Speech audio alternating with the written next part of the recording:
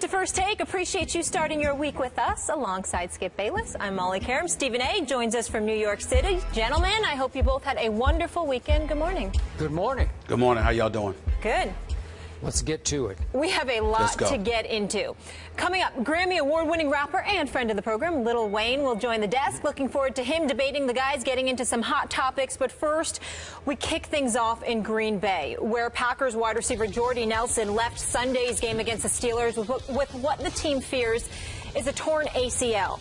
Nelson is having an MRI that will determine the extent of the injury. Coach Mike McCarthy said he's waiting for the test results once they get back to Green Bay. Since 2011, Aaron Rodgers has been targeted Nelson more than any other Packers receiver, and the two have combined for 39 touchdowns, the third most of any quarterback-wide receiver duo over that span. Here's Rodgers. It's difficult to lose a guy like that in a meaningless game. Well, we just heard Aaron there, Stephen A. On a scale of 1 to 10, how big of a blow is Nelson's injury for the Packers? Well, it's a devastating blow. I think on a scale of 1 to 10, it's about a 9, to be quite honest with you. I mean, this is a guy that caught about 98 receptions for 1,519 yards last year. We showed how many times he's been targeted by Aaron Rodgers. We know that Randall Cobb is there along with others, but at the end of the day, Jordy Nelson has been his #1 offensive option as a quarterback. So when you look at Aaron Rodgers, the greatness that he displays, the bad man that he is, the things that he's capable of, we all know this to be true. But there's no way to get around it. If you're a quarterback and you are devastated by losing your #1 weapon, that could be an incredibly debilitating thing for the Green Bay Packers. He's #1 for a reason. He's Aaron Rodgers' #1 target for a reason.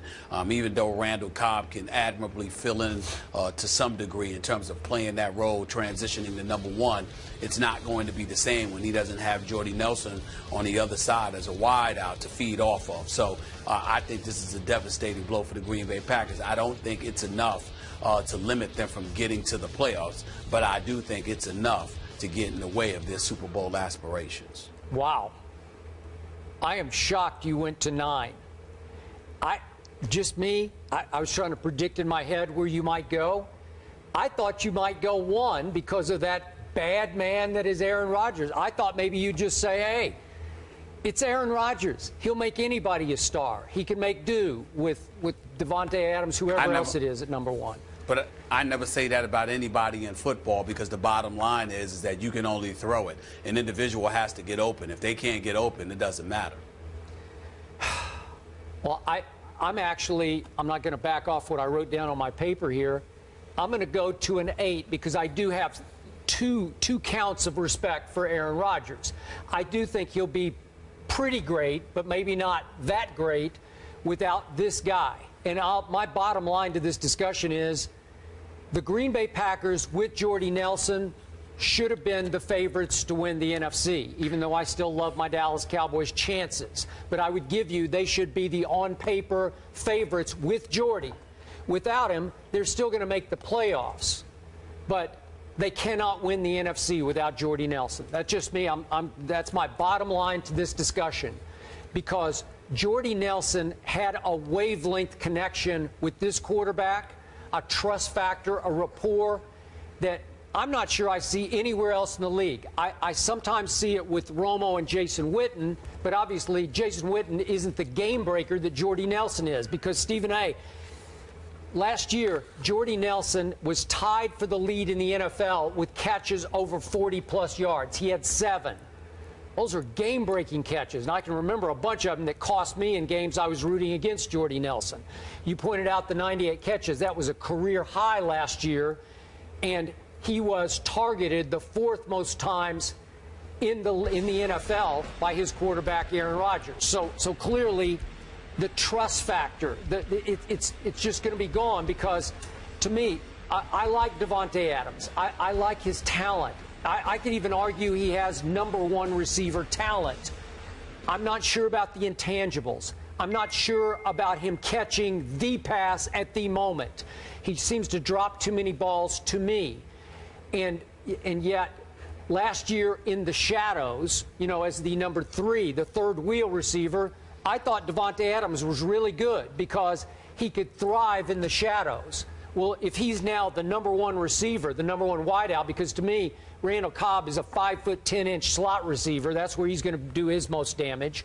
So can Davante Adams carry this team as the #1 receiver? How will he respond to double teams, to pressure, to expectations that he's never felt before as a second-round draft pick just a year ago? Obviously, he was a rookie last year. I don't know, but I don't love it.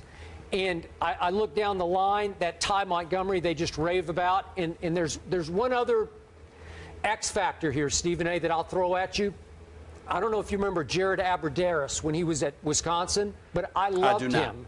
Yeah, I just loved him. He's a guy who knows how to play. Aaron Rodgers has raved about him. Mike McCarthy has raved about him. Unfortunately, he tore up his knee early last camp, so he missed all last year. Then he got a concussion, and he's had a history of concussion issues back to his days at Wisconsin. The first camp practice this year, and he's still fighting with that. So I don't know, but because he ran a 4.5 40 at the combine and is a bigger receiver, I think he could not be Jordy Nelson, but help fill that void if he could ever get healthy.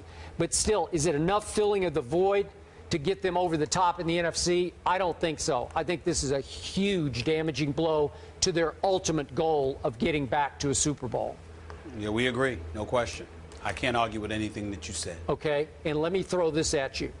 This is a pet peeve of mine, and I used to be the other way around, but I used to wonder how college football can get away with having 0 preseason games. They just throw their players out there cold into game #1, and as we know, some teams, speaking of Wisconsin, is going to play Alabama in the opening game.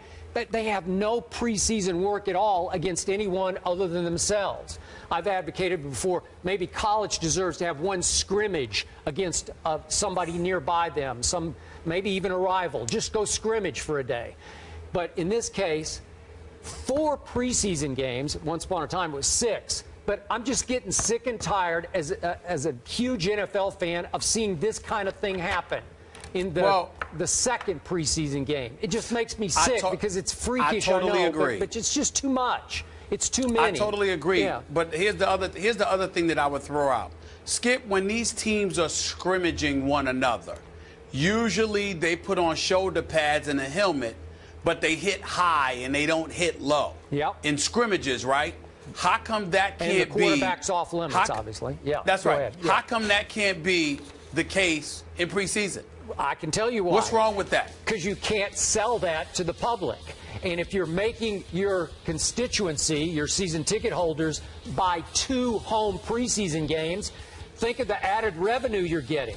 And I'm saying, look at the revenue you're losing when you lose a Jordy Nelson or Marquise Pouncey is not as big a deal for Pittsburgh. It's a big deal internally because he's a center, but he's not a big star, obviously, not a ticket seller. Well, I'm not sure that the phrase losing revenue is applicable, because what we've been convinced of is that the NFL is king, and so much so, everyone's a distant second, that it's one of those situations when you look at the NFL, no matter what, it's going to sell. So I don't think the absence of Jordy Nelson or the absence of Pouncey or the absence of somebody else is going to make you lose money, because they have shown that when it comes to the NFL, I mean, preseason games are outrating, some playoff games in other sports, for crying out loud. Sure. So when you look at it from that perspective, I'm not sure if it's applicable that, the notion that they're going to lose revenue. They're going to get their revenue no matter what. But what I would say is, because they're going to get their revenue no matter what, I think some of these other things being instituted are plausible. When you watch these scrimmages, crowds are packed to come and watch the scrimmages. Because it's the NFL. It's not like 80,000 are out there, but I know. But again, I know. You're right. They draw. Yeah. So, and then not only that, the NFL, dare I say, is going to have to stop being a big gluttonous. You make a lot of money. The TV revenue is unquestionable. When you combine that with the fact that, again, you're only costing yourself some fans walking through the turnstiles, because folks are still going to watch these games on television. Sure. Either do away with a couple of preseason games, or just make the decision. And by the way, make the decision that you can't hit low. Now, I know that's counterproductive to what the NFL has been advocating, because their whole thing is to hit you as low as possible so they can stay away from the headshots, so they don't have to concern themselves with the concussion issue. However, my point is that you put on helmet and shoulder pads, and you know what? You force guys to hit from the chin and lower, you know, and above the waist. That's going to obviously, through repetition, induce habits that could ultimately work to the advantage of the NFL, because if you're still enforcing avoiding headshots, but you're encouraging guys through the preseason to hit high from the waist on up to above the shoulders and the neck area, then come during the season, habits are going to take fold, and you may elect to do that more during the season than take out guys' knees too, because that's one of the things we lamented. So I think that you know, it's a dual effect that could end up working to the advantage of the NFL and the viewing public, because the chances of seeing the people that you really want to see play will elevate. Could the NFL put the same product on the field in week 1 with one preseason game? Just one dress rehearsal? That's what we always call the third preseason game. They can't. But the flip side to it, Skip, is that the sacrifices early will elevate the level of urgency as the season progresses, because you may have cost yourself a game or two, you know, before you catch your rhythm during the regular season. So because of that, it elevates the importance of the season as the season wanes, which is obviously what happens anyway. So to me, it just raises the importance even more so, which makes it even more compelling. Well, the bottom line to this discussion... not only that... Yeah, go ahead. And not only that, Skip, keep in mind that you might catch one of the more experienced and accomplished teams sleeping because they didn't have the preseason to fall back on. So the lesser teams might have an opportunity to steal a victory here or there earlier on, which could potentially assist them later, which means more team will be in the mix for a playoff spot, and that would make things interesting in November and December. Well, the one play yesterday that could have caused real doom and gloom, not just in Green Bay, but around the NFL, Aaron Rodgers stayed in after Jordy went out. And there was a play in the end zone, I don't know if you saw it, Stephen A., that wound up being a safety in which I saw it. Aaron Rodgers held the ball way too long. I don't know what he was trying to pull off. And he got sandwiched between James Harrison and 4 or 5 other on-rushers. And I thought he was going to be hurt. It just looked horrible to me. So that's the kind of play I don't want to see in preseason game number 2. It's just not worth it to the overall product that is the National Football League. Got it. I'd assume Devontae Adams would be elevated to one of those top 2 receiving spots there with Randall Cobb, but this just in, ESPN is reporting that Green Bay is reaching out to Reggie Wayne. So we'll keep you posted on what happens there. I don't think he'd be the number 1, but... Someone else there with Ty Montgomery and some of those other guys. He just took a physical in New England, so maybe he's going to go to the highest bidder now. We'll see. We do know they like those 3 receiver sets as well. So, at the 2014 NFC Rookie Symposium, guest speaker Chris Carter of ESPN talked to players about having a fall guy in your crew. The video was brought to light after a recent ESPN The Magazine interview with former 49er Chris Borland. An ESPN spokesperson said, "We completely disagree with